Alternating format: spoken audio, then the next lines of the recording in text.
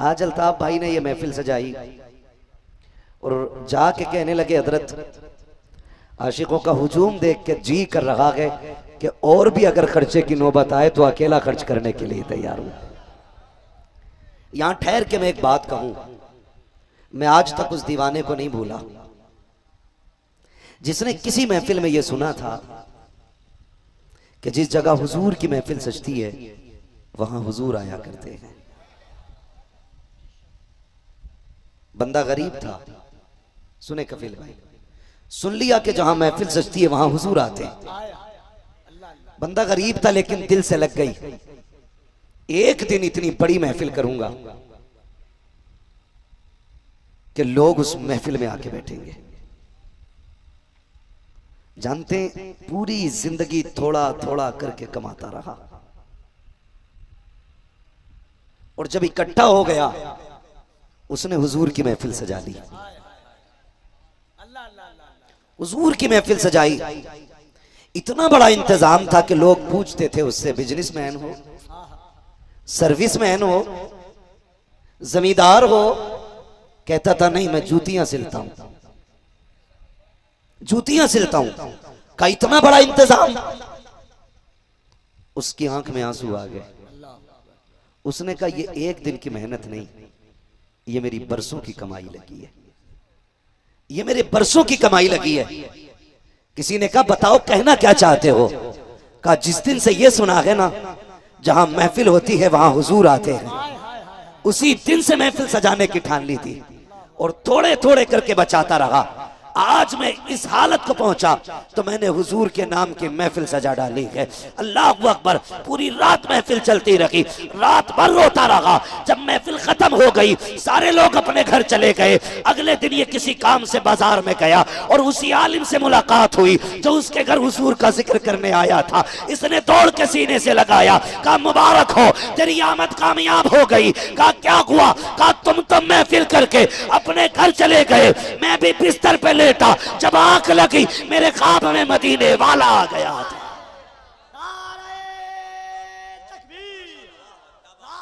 दोनों हाथों को उठाइए, मोहब्बत से बात सरकार की आमद की है।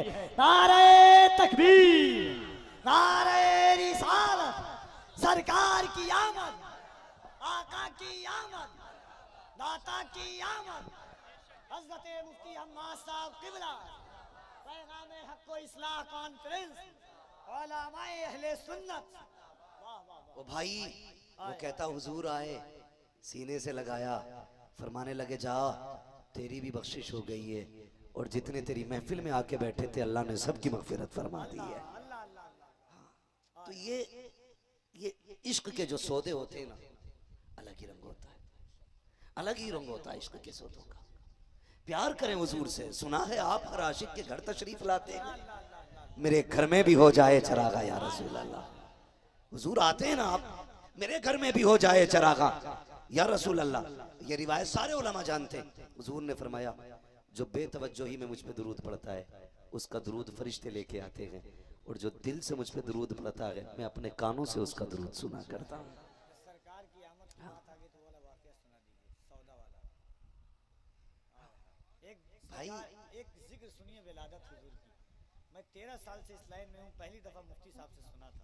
एक बार हाथों को उठा के कहिए सरकार की आमद, बुलंद आवाज से सरकार की आमद, दिलदार की आमद, आका की आमद, दाता की आमद, नूर की आमद, पुरनूर की आमद। भाई हुजूर है हमारे और रब का शुक्र अदा किया करो कि हमें हुजूर की उम्मत में पैदा किया गया है, हुजूर की उम्मत में पैदा किया गया। और वो कहा था किसी दीवाने ने, नात खानी मौत भी हमसे छुड़ा सकती नहीं, कब्र में भी मुस्तफा के गीत गाते जाएंगे, कब्र में भी मुस्तफा के गीत गाते जाएंगे। ये हमारा इश्क का मामला है हुजूर से। और याद रखिएगा बाकी वही रह जाएंगे जो हुजूर के होके रहेंगे। कान खोल के सुन लीजिए, वही बाकी रहने हैं जो हुजूर के होके रहेंगे। और जो हुजूर के नहीं होंगे उन्हें कोई माई का लाल बचाएगा नहीं, कोई नहीं बचाएगा, कोई नहीं बचा सकता है। अगर बचना है तो हुजूर का होकर रहना पड़ेगा।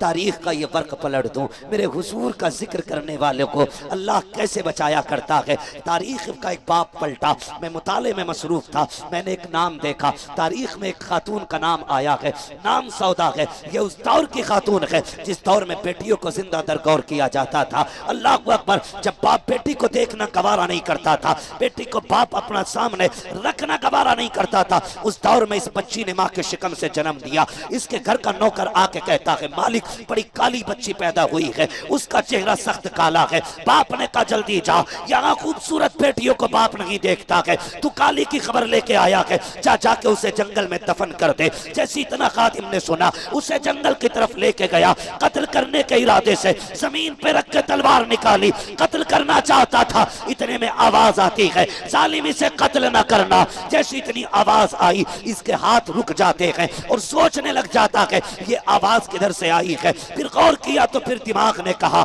शायद ये अपने कानों की आवाज होगी। फिर दूसरी बार तलवार उठाई, फिर ये आवाज आई, फिर तलवार रुक गई। जब तीसरी मर्तबा तलवार उठाई है, आवाज आती है, जालिम खैर रुक जा, अब हाथ न उठाना, अगर तू नहीं पाल सकता है छोड़ के चला जा, हम इसको अपने कर्म के सहारे पाल के दिखा दे,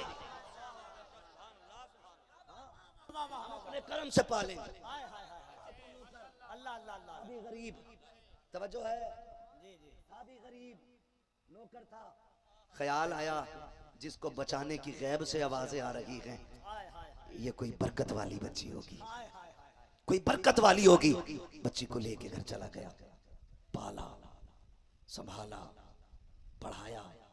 जब बच्ची समझदार हुई, इतना इल्म इसने हासिल कर लिया कि ये अपने वक्त की सबसे बड़ी काहिना बनी। काहिना का मतलब ये हाथ की लकीरें देख के बता देती थी कि तेरे नसीब में क्या लिखा है।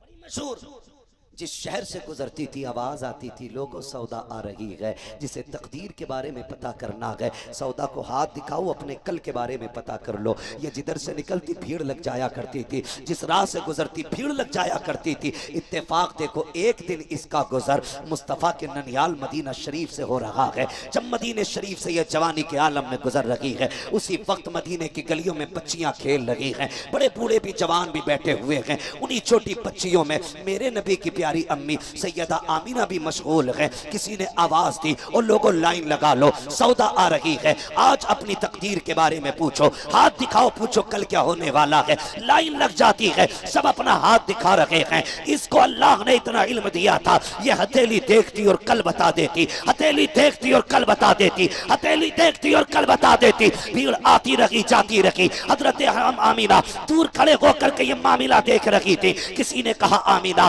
तेरे अंदर भी अजीब चीजें नजर आती हैं, तेरी फितरत जमाने से जुदा है, तेरी आदत बच्चियों से जुदा है, तेरा अखलाक जमाने से जुदा है। चल तू भी तो हाथ दिखा, देखे तुझ में कौन सा कमाल है, तेरा आने वाला कल कैसा होगा। सैयदा आमीना झिझकते दबकते आगे घबराते आगे बढ़ी, शर्म से हया से झुक के आगे बढ़ी, जाकर के अपनी हथेली आगे कर दी। जब से कि काकिना ने हथेली देखी है, कभी आमीना का चेहरा देख रही है, कभी हथेली की लकीरें देख रही है, माथे पे पसीना आ जा रहा है, बार बार देख रही है। किसी ने कहा सौदा बता तो सकी, बड़े बड़ों की पुरानी लकीरें देखी, बताने में देर नहीं लगी है, बच्चों की लकीरें देखी, बताने में देर नहीं हुई। आखिर इस बच्ची के हाथ में ऐसा क्या है जो तू बोल नहीं पा रही है, तेरे माथे पे पसीना क्यों है। उसने कहा था, हैरत हो रही है, इस बच्चे की लकीरें बता रही है, या तो ये खुद नबी बनेगी या नबियों के इमाम की मां बनने वाली।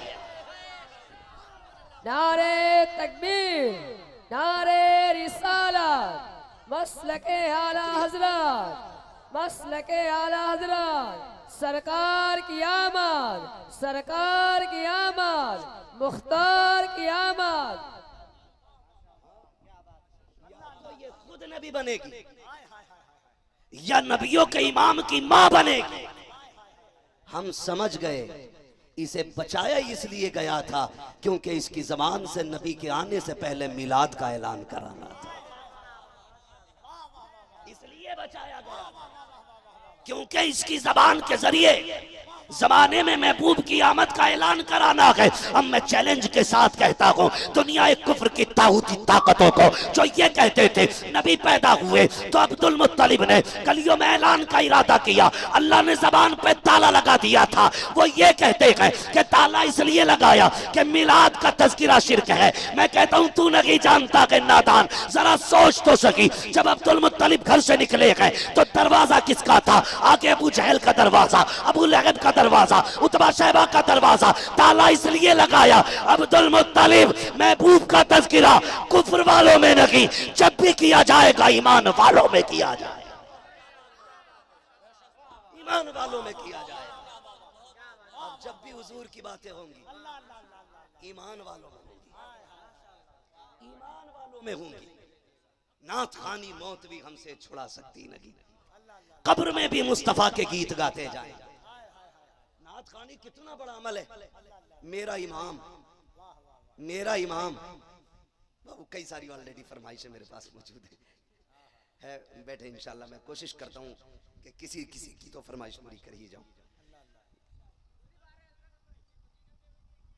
वहां बयान नहीं हुई थी, इससे पहले भी फरमाइश 2 बार हो चुकी थी। बताइए, अल्लाह आपको सलामत रख के जरा बैठे थोड़ी देर। कितना हशाश व बशाश मजमा है। अल्ताफ भाई लग रहा है जैसे महफिल हुजूर के मदीने जा रही है, महफिल हुजूर के मदीने जाने लग गई है। क्या अल्लाह ने मकनतीस में इसलिए कारी हमी सब कहता हूँ इनको, जिक्र जब से हो वैसे मिल्लत का वजीफा हो गया, देखते ही देखते खादिम खलीफा हो गया। किसी को नात का शेर याद नहीं होता, आपकी तकरीर याद है लोगों को। अल्लाह सलामत। वाह वाह वाह, तवज्जो है सारे लोगों की, तवज्जो है। चलें आगे, थके तो नहीं है अभी नहीं थके ना। अल्लाह सलामत रखे। कहाँ खोले हैं गेसू यार ने खुशबू, कहाँ तक है? कहाँ खोले हैं गेसू यार ने खुशबू, कहाँ तक है? सुने जी, बहुत गौर से मेरी बात सुने। ये महफिल सजी है, कोई नहीं जानता है ये किसकी आखिरी शब है और किसकी पहली शब है। अल्लाह ना करे और यह किस्मत से अगर हो जाए, यानी कि रात खत्म होने से पहले हम में से किसी का इंतकाल हो जाए और अमलनामा जब हाथ में आएगा, पहला अमल क्या होगा, आखिरी अमल क्या होगा? उम्मीद है अगर सुन्नी है ना तो पहला अमल भी सल्ले अला होगा और आखिरी अमल भी सल्ले अला होगा। क्या करके आया? आखिरी रात किधर गुजारी? मालिक तेरे महबूब की महफिल सजी थी, वहां बैठे बैठे मदीने वाले की बातें हो रही थी, बातें हो रही थी। अल्लाह भला करे सारे नौजवानों का। मैं अक्सर देख रहा हूं मेरे सामने 90% काले बाल वाले लोग बैठे, जिनके बाल काले। नूर भाई कुछ गैर मोहतात लोग चीख रहे, नौजवान दीन से दूर हो रहा है, दीन से दूर हो रहा है। मैंने कहा कि देख हुजूर की महफिल में ये काले बालों की कसरत बता रही है, जवान हुजूर से दूर नहीं हो रहा है, जवान हुजूर के करीब होता जा रहा है, जवान हुजूर के करीब होता जा रहा है। अल्लाह सलामत रखे सारे लोगों को। इश्क करें हुजूर से, प्यार करें हुजूर से, वफा करें। नात खानी मौत भी हमसे छुड़ा सकती नहीं, कब्र में भी मुस्तफा के गीत गाते जाएंगे। अब तो कोई पैसे भी देता डर लगता, फरमाइश हाथ में तो उधर रख दिया करे थोड़ा सा, है ना। ये बुरा ना मानना। आपसे इतनी सी गुजारिश करूंगा मैं, इतनी बड़ी भीड़ में हम इकट्ठा होकर बैठे, पूरा पिंडाल भरा है, क्या कोई गारंटी ले रहा है कि इनमें से किसी को भी अपने मुसलमान भाई से कोई बैर नहीं है, कोई बुग़्ज़ नहीं है, कोई हसद नहीं है, कोई नाराजगी नहीं है? क्या हमारी इतनी महफिल ये इस चीज से साफ होगी? नहीं ना। याद रखो ये तो महफिल है, अगर मस्जिद में भी बुग़्ज़ लेके जाओ अल्लाह सजदे मुंह पे मार देता है। दिल साफ करो, दिल। ये एक भूख है ना जो पैसे की भूख है, मैं उससे आगे निकल जाऊं, मैं उससे आगे निकल जाऊं, मैं उससे आगे निकल जाऊं, इसने अंधा कर रखा है, अंधा कर रखा है। हमने दौलत को सब कुछ समझ रखा है, पैसा ही सब कुछ है, हमने ये समझ रखा है। याद रखिएगा, दौलत हाथ का मैल होती है, दौलत हाथ का, जोर से हाथ का और जोर से हाथ का मैल होती है। लेकिन रिश्ते जानते हैं आप, दौलत मेहनत से मिल जाती है, रिश्ते नसीबों से मिला करते हैं। किसी की बिल्डिंग देखी, अच्छा बहुत ऊंचा जा रहा, एक मुकदमा ठोक दिया उसको। और हमारी कौम ने इतनी धांधली की है, जिसे दबाना चाहा उसी पे गाय का मुकदमा।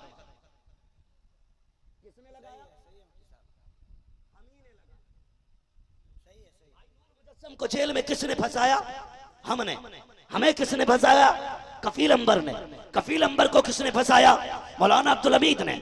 ओ भाई, एक दूसरे को फंसाने पे लगे हुए हो। तुम जानते हो अल्लाह को कौन सा चेहरा दिखाओगे? इस उम्मत को बड़ी मेहनत से मेरे नबी ने बनाया है। सोच भी नहीं सकते हो, जब मेरे नबी कयाम करते, सैयदा आयशा सिद्दीका फरमाती हैं, हुजूर के कदमों पे भरम आ जाता था, मैं रोने लगती थी, या रसूल अल्लाह इतना लंबा लंबा कयाम किसके लिए? आपका तो अबू बकर भी बख्शा हुआ है, आपका उमर भी बख्शा हुआ है, आपका उस्मान भी जन्नती है, आपका अली भी जन्नती है, आपका अबू हुरैरा भी जन्नती है, आपके सारे सहाबा जन्नती है। आका कयाम किसके लिए? कहते आयशा, जब बिस्तर पे लेटता हो तो उम्मत का पुलसिरात से गुजरना याद आता है, जब हिसाब के तराजू पे नजर जाती है, उम्मत के गुनाह याद आ जाते हैं, तब मुझे नींद नहीं आती है, मुझे करार नहीं आता है। ए आयशा, ये जो कयाम किए हैं, ये अबू बकर के लिए नहीं है, ये उमर के लिए नहीं है, ये उस्मान के लिए नहीं है, ये हैदर के लिए नहीं है, ये शहजादों के लिए नहीं है, बल्कि ये उम्मत के गुनाहगारों के लिए है, ताकि जब रब का जलाल शबाब पे होगा, मैं सजदे दे के कहूंगा, अल्लाह ये इबादत ले ले, मेरी गुनाहगार उम्मत को जन्नत अता फरमा। इतनी मेहनत से उम्मत बनी है और हम एक दूसरे को फंसाने पे लगे। ताज शरिया,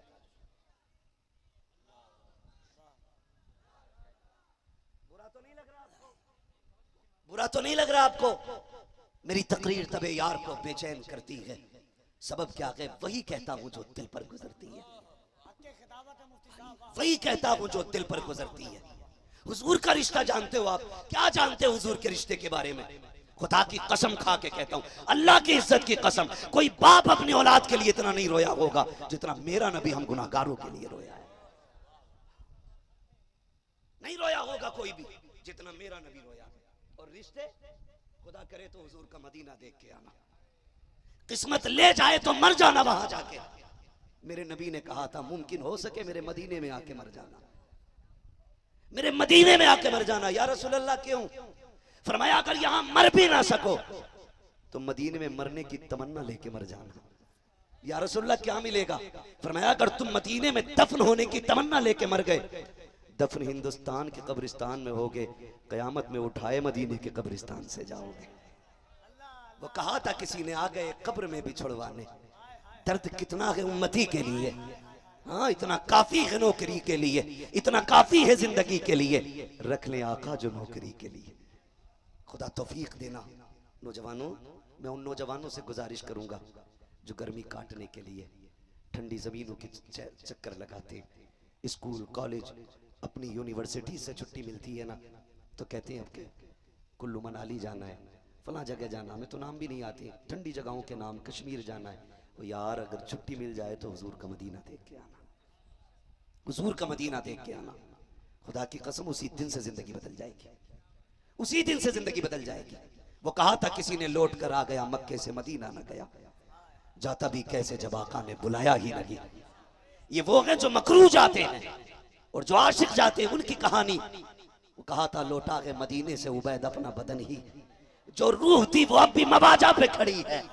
हम लौट आए हैं मदीने से, लेकिन रूह अब भी मुस्तफा के मजार का तवाफ कर रही है। हुजूर का जानते हो चाहने वालों से रिश्ता कैसा होता है। आज भी मदीने से आवाज आती है, दिल तो क्या चीज है हम रूह में उतरे होते, तूने चाहा कि नहीं चाहने वालों की तरह, उनसे रिश्ते तो कायम करो। हिंदुस्तान पाकिस्तान की सरहद पे रहने वाला एक जाहिर रसूलुल्लाह हुजूर के शहर जाता है। खुदा की कसम जब आशिक जाते हैं, जानते हो जब पैसे वाले जाते हैं तो मोबाइल में वीडियो बनाते हैं, जब आशिक जाते हैं कभी इस कोने कोने से लग के रोता है, कभी उस कोने से लग के रोता है। अमीर को इसलिए परवाह नहीं होती है कि वो फिर आ सकता है, गरीब इसलिए रोया करता है इस बार तो नसीब ले आया है, खुदा जाने दोबारा हाजिरी हो के नहीं। कभी दूर बैठ के गुंबद खजरा को देख रहा है, कभी हुजूर की जालियों को तक रहा है। ऐसे दीवाने बन के रहा करते हैं, खुदा की कसम उनकी दीवानगी को सलाम, उनके मुकद्दर को सलाम जो हुजूर के शहर चले जाते हैं। गया एक शख्स हुजूर के शहर में, आप भी तो गए होगे, तुमने भी हुजूर के शहर की बिल्लियां देखी होंगी, वहां के कबूतर देखे होंगे, वहां के परिंदों को सीने से लगाने को जी चाहता है, वहां की बिल्लियों को सर पे उठाने को जी चाहता है। इसलिए नहीं कि वो मुझके अंबर से बनी है, इसलिए कि महबूब की गलियों में रहती है, हुजूर के शहर में रहती है। ये हुजूर के शहर की निस्बत है। जब वो गए ना हाजी साहब और पहुंचे हुजूर के दरबार में, खाना खाने के लिए बैठे, एक बिल्ली आ जाती है। जब बिल्ली को देखा ख्याल आया हुजूर के शहर की बिल्ली है, क्यों ना इसे खाना खिला दूं। आपने थोड़े से टुकड़े दिए, बिल्ली को खिलाए। अगले वक्त बैठे, फिर वो बिल्ली आ गई, आप 2-4 दिन खिलाते रहे, फिर उनको बिल्ली से मोहब्बत हो गई। उनको ये लगा कि ये बिल्ली अब सबसे ज्यादा मुझसे प्यार करती है। फिर फैसला किया, वहां की सल्तनत से इजाजत ली, हुकूमत से इजाजत ली कि हम इस बिल्ली को अपने शहर ले जाना चाहते हैं। पैसे वाला था, अहले सरवत था, रसाई थी उसकी, हुकूमत से तो इजाजत मिल जाती है। जिस दिन से इजाजत मिली वो कहता है बिल्ली ने मेरे पास आना छोड़ दिया, कहते मैंने पिंजरा भी बनवा लिया, बिल्ली को ले जाने की तैयारी, हुकूमत से भी इजाजत मिल गई, मुकम्मल तैयारियां हो जाती हैं। कहते हैं कि फिर मैं परेशान हो गया, मैं सोचने लगा बिल्ली अब क्यों नहीं आ रही है। मैंने सोचा कहीं और चली जाती होगी, किसी और के दस्तरखान पे खाती होगी। का 3 दिन तक बिल्ली नहीं आई। जिस दिन मेरे वापस आने का दिन था, मैं हुजूर के रोजे पे आखिरी सलाम करने के लिए गया। मैंने क्या देखा, वो बिल्ली जो मेरे पास आती थी हुजूर की जालियों से लग के बैठी हुई है, उसकी आंखें आंसुओं से तर हैं, उसने 3 दिन से कुछ नहीं खाया है, फाके से बैठी हुई है। कहते हैं या रसूल अल्लाह, आपके दरबार से जा रहा हूं और साथ में एक इजाजत भी चाहता हूं कि ये बिल्ली मुझे ले जाने की इजाजत दे दें। ये कह के आके बिस्तर पे लेटा है। जैसी वो शख्स लेटा, इधर ख्वाब में मदीने वाले तशरीफ ले आते हैं। आका करीम आके कहते हैं आना तो नहीं था तेरे ख्वाब में और आना भी नहीं चाहते थे, लेकिन मजबूरी में आए हैं। सुन, हमारे शहर की बिल्ली को न लेके जाना, हमारे शहर की बिल्ली को न लेके जाना।